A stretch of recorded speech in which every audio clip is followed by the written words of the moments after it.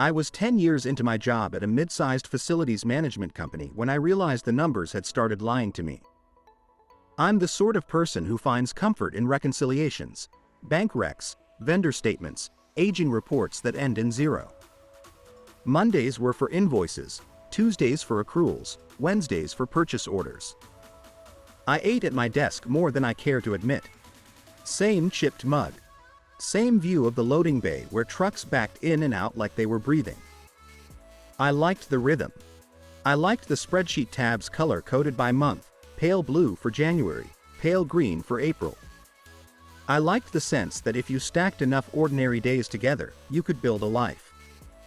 Our office sat above a warehouse that smelled like cut cardboard and plastic wrap. The city outside was the usual, a bus route that never matched the posted schedule, a bakery that sold yesterday's bread at half price, a coffee cart manned by a patient woman who never forgot an order. I took the early train. Always. The security guard downstairs knew me by name and by the way I held my shoulder bag crooked from too many folders. I was not important, which I took as a kind of freedom. My title said Senior Accounts Analyst, which meant people came to me when their numbers misbehaved. On the morning it began, I was reconciling a vendor ledger against our general ledger. The vendor, Northline Supply, was one of those everything providers, janitorial products, safety gear, sometimes bespoke orders like eye wash stations and replacement pumps. We paid them 6 figures a quarter, steady as a heartbeat. I had their statements archived back 5 years. I could tell you when they changed their invoice template because the font got friendlier for no good reason. Something small was off. One invoice for $9,840 had no matching purchase order in our system. It wasn't unusual. People forgot to attach things, PDFs got misnamed, but when I searched the PO number on the invoice, the system kicked back no results. I tried searching by item descriptions, safety absorbent pads, spill containment kits, nothing. The line items looked generic, quantities neat, unit prices rounded to the nearest 10. The neatness bothered me more than the mismatch. In the world I knew, screws cost 14 cents, never 20 cents. Wipers came in cases of 144, not 140 because someone liked round numbers. Neatness is for stories. Inventory is messy. I pulled the prior month. Another invoice, $11,200, similar format, similar roundness. I searched the receiving logs. No matching deliveries. I walked down to the loading bay with a copy and asked Jorge, who had worked back there long enough to know which forklift squeaked. "You remember getting spill kits from Northline last month?" I asked. "Everything leaks here," he said, smiling. Then he squinted at the paper, traced a line with his finger. "Nope. We had sorbent rolls from a different guy. Cheaper. Round yellow logo. Northline brings the gloves, the orange ones." I thanked him and went back upstairs, the paper warm from his hand. On my desk, I kept a folder called Curiosities, which was just a polite way of telling myself not to forget the small itch. I put the invoice there and finished the rec because end of month waits for no one. Numbers are a tide. Even if you're suspicious of a wave, you still have to get the sandbags in a row. The itch didn't go away. Over the next week, I did what I've learned to do when something bothers me without a headline. I looked for patterns. I exported 12 months of Northline invoices into a single spreadsheet, added columns for PO exists YN, receiving log match YN, unit price odd even. Rounded to nearest 10/100ths. It sounds ridiculous, even to me, but patterns like round unit prices are not random, they're style, and style implies an author. By Wednesday, I had 23 invoices without POS and no corresponding receiving logs, all with round numbers. The amounts weren't outrageous individually, $6,300, $7,950, $8,400, but together they made a line on my chart that climbed at a neat angle, tens of thousands over a year, approaching 6 figures over 2. I brought the file to my manager, Phil. He had a ring of coffee on a stack of printouts and a habit of jiggling his leg when he listened. Looks like duplicate billing? He said, scanning too fast. Not duplicates, I said. Ghosts. There's no underlying transaction. And the rounding, it's a tell. Maybe the POS are under the wrong vendor code. And the receiving logs? Jorge doesn't remember any of it. Warehouse logs are clean. Phil leaned back. Northline's one of Ethan's vendors, he said, meaning our operations director. Loop him in. But be gentle. He hates surprises. I'll bring him the facts, I said, as if facts come without temperature. Ethan's office was glass, the sort of statement architecture firms love to sell to companies that want to brand themselves as transparent. He was younger than me by a handful of years and older than me by an attitude that suggested he had never been wrong in a room where it mattered. He wore shirts with tiny checks and used phrases like optics and low-hanging fruit without irony. I asked if he had 10 minutes. He motioned me in with a smile that didn't reach his eyes. I showed him the spreadsheet and the invoices and my half-smug column called Odd Even. He tapped the table. This looks like a lot of work, he said, the way you might say, this looks like a child's drawing. It is, I said. And it's telling me we paid for things we didn't receive. He steepled his fingers. We moved to blanket POS this year, he said. The receiving happens against the blanket, not the line. A lot of folks don't understand the nuance. I cross-checked, I said. The blanket POS have their own receiving logs. These invoices don't attach anywhere. He glanced at the door, as if remembering at the last second that his walls were a promise. Okay, he said, lowering his voice. Northline's been a partner for 15 years. We buy a lot. They carry us sometimes when cash is tight. Sometimes we round. He smiled, like we'd just discovered a quirk. It's how business gets done. Rounding is fine when you're forecasting, I said. It's theft when you're paying for inventory that doesn't exist. Loaded word, he said. We're talking about smoothing. And sometimes we prepay for rush availability. It looks weird on paper, but it evens out. Show me where it evens out. He let the silence sit just long enough to be a message. You like rules, he said, half accusation. This is a relationship. Don't make it adversarial. I left with my folder intact and a new column in my head called People Who Benefit from Ambiguity. I didn't sleep well that week. The office lighting felt different, like it had shifted from warm to cool. At the coffee cart, the woman asked if I was okay. I said yes because what else do you say when you don't know the size of the thing you've stepped in? The discomfort got louder. A junior analyst, Priya, sent me a Slack message late on Friday, random Q. Do we ever pay expedited coordination fees to Northline? I'm seeing a code I've never seen, Core 771. I asked her to send me what she had. She did. 4 invoices from a different email address, logistics@northlinesupply-pro.com. The domain had an extra hyphen and a suffix that felt cheap. The invoices looked like Northline's but not quite. The grayscale logo was fuzzier. The footer address had a zip code that didn't match the website, and the remittance info was a different bank. I googled the bank routing number. It led to a credit union 3 counties over, the sort of place that only exists near clusters of apartment complexes with beige names. I checked our vendor master file. Only one remittance account for Northline at a national bank. We had paid the coordination fees 4 times. The total was $31,000 and change. I ran a search across our email archive for -pro.com. The results were neat in a way that made me dizzy.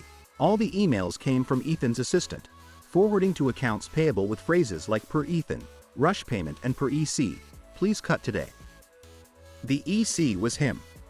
The dates clustered around quarter ends. The subject lines used the same 3 verbs, expedite, coordinate, align. I wish I could say I stormed into his glass office and broke something beautiful. I didn't. I built a folder tree with subfolders labeled Invoices, Suspect, Emails, Rush, Bank, Routing, Logs, Receiving, Summary, Narrative. I am my father's child, and he taught me when I was 12 and balancing the family's checkbook that the antidote to panic is order. Then I called the ethics hotline printed on the back of my badge. The voice at the other end was warm. She gave me a case number and said her name was Teresa, though I doubted it was. She asked for dates and names and said she'd loop in internal audit. She reminded me of the non-retaliation policy. I believed her enough to sleep for 3 hours before waking at 3:12 a.m. with the certainty that I had made a mistake big enough to get me fired. Monday felt off from the first minute.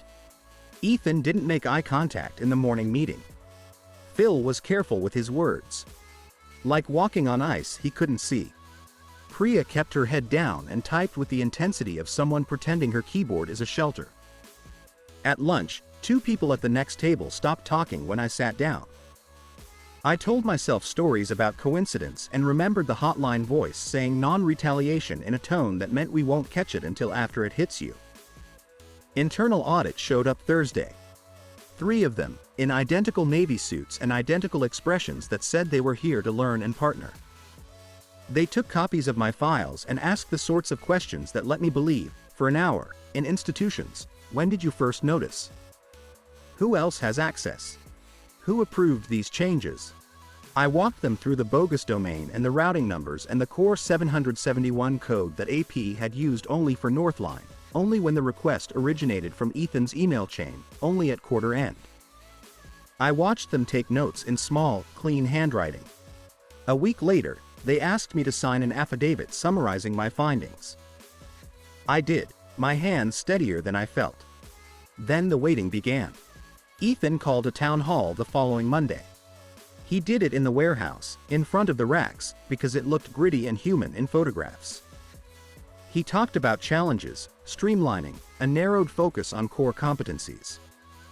He said words like right-sizing and sunset. He announced a workforce reduction and said it wasn't because of anything employees had done, but because the market demanded agility. He smiled in the pauses. People watched his mouth like it might release oxygen. I wasn't on the list. Priya was. So was Jorge. So were 3 AP clerks and one of the receivers who knew where the good tape was kept. Ethan cried a little, carefully, at the end. HR handed out envelopes. Security hovered near the time clock. I wish I could tell you I stood up then and said something righteous. I didn't.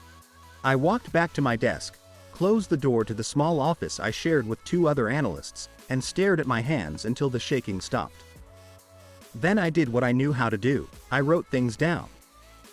I made a timeline that linked Ethan's town hall to the dates on the bogus invoices to the quarter ends when the coordination fees hit. I added a column called Collateral Damage, where I listed the names of people who were now packing boxes. When the layoffs finished, a heaviness settled over the floor.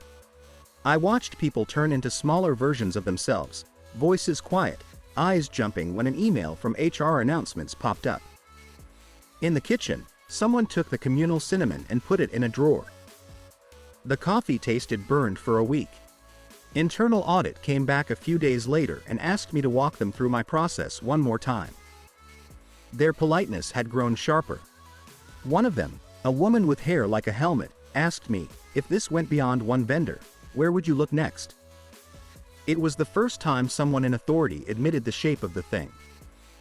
I built a query that filtered payments by rush language, off-domain email senders, and remittance changes. 2 more vendors lit up like the dashboards in cheap crime shows, Metro Fast Logistics, MFL, and Safe Edge Equip. Both long-term vendors. Both with satellite email domains, mfl-ops.net and safeedge-pro.org, that weren't on file. Both had coordination or expedite charges hitting at quarter ends. Both had remittances to banks that didn't match their master records. I learned the rhythm. End of quarter, Ops was behind on cost targets. A handful of small but neat invoices arrived with just enough plausibility to pass a cursory glance. AP processed them per EC with no PO because we'll true up against the blanket. Total artificial cost, roughly $290,000 across 3 quarters. The effect, Ops looked like it had met its expense targets in Q1 and Q2, then savings appeared in Q3 when the bogus spend disappeared. Ethan's performance-based bonus was tied to volatility control and quarterly targets. I did the math. He had earned an extra $40. 000 because the numbers behaved like trained dogs. I told internal audit. Their faces rearranged around the number. They were grateful in the careful way people are when they realize they have to walk upstairs with a story that could cost them buy-in at lunch.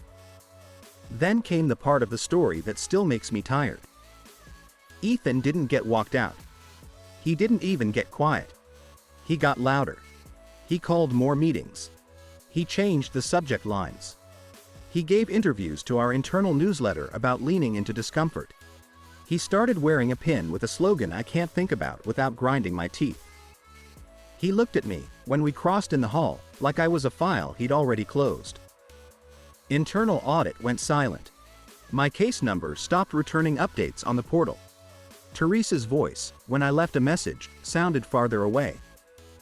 Phil started scheduling one-on-ones with me at 7:30 a.m., the kind of timing that says accidentally urgent. He asked me to prioritize business as usual. I still had my job. Priya didn't. She texted me from her apartment with a photo of her cat and the caption, "Landlords hate ethics." I tried to help her with leads. The market didn't care that she had noticed a bad suffix. I told myself to wait. Let the process work. The handbook says non-retaliation. The posters in the hall say, if you see something, say something. The CEO's letter each year says, our values are not for sale. I made lists of all the reasons decent people sometimes keep their heads down. Mortgage, kids, parents, stamina. I added hope to the list because it counts too. Then, two things happened in the same week. First, I got an email from AP asking me to approve a new remittance account for Safe Edge Equip. The domain looked correct. The letter was on letterhead that matched the file, but the bank was different. I called the number on the old W9 to verify, because the day you stop calling is the day you make the story simple for someone else. The woman who answered sounded tired but kind. No, we didn't change banks, she said. We've had fraud attempts. Don't update anything unless you hear from me directly. I forwarded the email to internal audit, CC'd Phil, and included the phrase urgent vendor fraud attempt possibly linked to prior pattern. The email bounced back from the audit mailbox with an automated reply, we are experiencing higher than normal volume. I sent it again to a specific person. No response. Second, Jorge sent me a picture message. It was a pallet of spill kits. The kind Northline had billed us for on one of the ghost invoices months ago. The pallet was wrapped, tagged donation, and loaded onto a truck with a charitable organization's logo on the side. I walked down to the bay. A man with a clipboard asked me to sign for the donation. It was going to a local school district as part of our community outreach. Something marketing had built a shiny deck around. Who authorized this? I asked. Ops, he said, pointing to a printed email on the clipboard. The signature block said Ethan C. The items listed were the exact quantities from the ghost invoice I'd flagged. My stomach did a quiet, angry flip. Donations are nice unless the things you give away are fiction turned physical. Someone had ordered the kits after the fact, to backfill what the invoices already claimed. It wasn't just cooking the books anymore, it was laundering the story through charity. I signed, because the truck driver wasn't my accomplice. Then I went upstairs and closed my door and wrote 2 emails. One to internal audit and one to myself. The one to audit had the photo attached, the clipboard, the line items, the dates. The one to myself had a subject line that said, what I'm willing to live with. I went home that night and sat on the floor of my 1-bedroom apartment, because chairs felt like too much ceremony. I made a list of options. It wasn't long. Do nothing and keep your job. Push internally again and wait until someone else gets hurt. Go outside, to the audit committee, the board, or the client whose contracts we might be misrepresenting. I thought about my father again, the checkbook in his hands, the way he'd say, honesty is faster in the long run. I thought about Priya packing plant pots into a box. I thought about Jorge, whose shoulders had started to look like carrying wasn't something he chose anymore. I wrote an email to the chair of the audit committee, whose address wasn't in the global directory but was on the SEC filing because we're just large enough to file. I kept it clear and boring on purpose. I attached my timeline and my files and the photo of the donation pallet. I wrote the sentence that had been waiting in me for months. This is not a misunderstanding of blanket pause.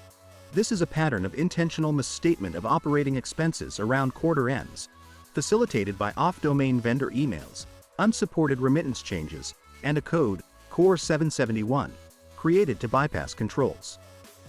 I hit send. Then I walked my phone into the kitchen and put it face down like a talisman. The next 2 weeks happened in split screen.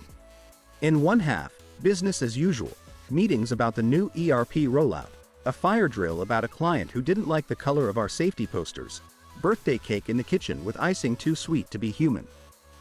In the other half, silence, the kind with shapes moving behind it. On a Tuesday, at 9:10 a.m., IT froze Ethan's account. You could feel it. The glass office door stayed closed. People looked up from their screens like animals who know weather before we do. Security walked him out quietly, no boxes, just the little dance where he handed over his badge like it was a part of his shirt. He looked flushed, like a man who had discovered that his hands weren't as clean as he'd believed. A rumor swelled and broke and swelled again. HR sent a message about leadership transitions. The internal newsletter posted a photo from a charity event that had nothing to do with anything. 2 hours later, internal audit appeared at my doorway, all navy again. Teresa was with them this time, if that was her name, and she looked at me like someone who had been called to the principal's office for a reason that made sense. They thanked me. They said words like courage and integrity that sound like marketing unless you have a folder tree to back them up. They asked me to keep things confidential. They said, we'll be in touch. Ethan didn't come back. The bogus pro domains stopped sending invoices. AP locked down remittance changes behind a 2-person approval. The Core 771 code was retired like a bad jersey. The 3 vendors went through re-verification with phone calls that began, please bear with us. Internal audit broadened their scope. The board hired an outside firm. An email went out that said nothing in 12 sentences. There was no parade. No one gave a speech at a town hall about ethics. The CEO did not say my name. Phil told me quietly that the audit committee had escalated findings and that appropriate actions were being taken. He said thank you in a way that made it sound like he was apologizing for something he hadn't done. Here's the part one didn't expect, the silence after wasn't clean. People I'd worked beside for a decade didn't meet my eyes. Some were kind, in private, when the hallways were empty. One person left a note on my keyboard that said, for what it's worth, I saw it too, with a drawing of a tiny dog. But mostly, people were quiet. Not hostile. Not grateful. Tired. In the kitchen, one afternoon, I asked a colleague I trusted, is it me? Did I do this wrong? She opened the fridge, stared at the yogurt like it had answers. You did the right thing, she said. But right things make people nervous. A lot of us saw pieces. We told ourselves the system would take care of it. We told ourselves we didn't know enough. We told ourselves we had rent. Me too, I said, and meant it. If the rounding had stayed subtle, I might have looked away forever. The outside firm's report arrived 3 months later. I didn't see it, not the real one, but I read the summary in an email with more bullet points than verbs. It said controls had been circumvented, that inappropriate relationships with vendors had led to non-standard practices, that leadership had failed to model expected behaviors. There were no names, like a story told by someone afraid of nouns. The board promised enhanced oversight. HR rolled out a new training. New posters went up in the hallway with a different font. Internal audit moved their office 2 floors down and started attending more meetings. Operations got an interim director who wore olive sweaters and asked good questions. A month after the summary, I got a call to come to the boardroom. I tried to remember if I had left dishes in the sink at home, because my brain loves the wrong details when it's afraid. The chair of the audit committee thanked me in person. It was brief and dignified and slightly awkward, like both of us were wearing shoes borrowed from someone with narrower feet. She said they were reviewing incentive structures and closing vendor gaps. She did not offer me a promotion. I did not expect one. She asked what could have made it easier to speak sooner. I said, if the hotline didn't feel like a voiceless place where proof goes to nap. They announced an internal integrity award at the end of the quarter and gave it to a team. The plaque looked heavy. I went back to my desk and reconciled a set of invoices for a vendor who sold us first aid kits at prices that made sense. I ate an apple. I answered 3 emails that did not matter. Some people began talking to me again, because company weather shifts and we all have to go outside eventually. Priya found a job at a hospital network, auditing grants. She sent me a picture of her new ID badge and a gif of a dancing hamster. Jorge stayed, because jobs in the city that pay on time and let you take your lunch are not abundant, and because he said the warehouse would feel worse without someone who knew which forklift squeaked. Sometimes I think about Ethan. Not the man exactly, but the arrangement that made his choices possible. We talk about villains because it makes the story digestible. But the piece that still wakes me at 4:00 a.m. isn't his smirk in the glass office, it's the quiet of the room when people saw the edges and turned their heads toward their inboxes. It's the dozen small decisions that smoothed the path. It's not my lane. I'm sure someone checked. Don't be so negative. We need to hit our numbers. It's not that I think people are cowards. I think we're tired and practiced at bargaining with ourselves in ways that let each of us sleep on a Tuesday. Months later, I was in the break room pouring coffee when the new ops interim, Olive Sweater, walked in and asked, almost casually, "You sticking around?" "I don't know," I said. "I like the work. I don't like the story we tell ourselves when the lights are off." He nodded. "We're trying to write a different one." He left it there. He didn't promise. I respected that. I stayed another year. It felt like something between loyalty and inertia. We rebuilt the vendor master, added dual approvals, killed the core codes. We forced remittance changes to require a live call and a signed letter on original letterhead verified against a public source. AP grumbled, then they learned the new dance. Internal audit sat in on ops meetings without hiding in their laptops. The warehouse kept humming. The city outside kept being itself. The coffee cart woman learned my name for real and not just the vowels. On my 10-year anniversary, HR sent me a certificate with a printed signature and a coupon for a company-branded jacket. The jacket was stiff and the logo was too big, so I gave it to my nephew, who thought any free clothing was a miracle. I took a day off and rode the train to the end of the line. I got off at a stop with a park that used to be a freight yard. I sat on a bench and watched people who weren't thinking about purchase orders or audit committee chairs. I breathed in the kind of air that doesn't taste like stale coffee. Here's my small conclusion, the one I can live with. The scariest thing wasn't the man who cheated. It was how easy it is for the rest of us to fold ourselves into the shape of silence. We talk about character like it's a single decision held in a heroic moment. In my experience, it's a habit you practice in the small, boring sentences you say to yourself at your desk. It's making a folder called Curiosities and not emptying it when you're tired. It's looking up a routing number. It's signing a donation form and recognizing the shape of a lie that's learned to dress like charity. It's sending an email you can't unsend and being willing to be the person people step around for a while at the coffee machine. I didn't take down a system. Systems don't fall because one person prints screenshots. They adjust, grudgingly, to new friction. Maybe that's all we get most days, a little more friction where it matters. Enough to slow a hand that wants to move through the soft parts of our attention. I still keep the mug with the chip. I still like reconciliations. On good days.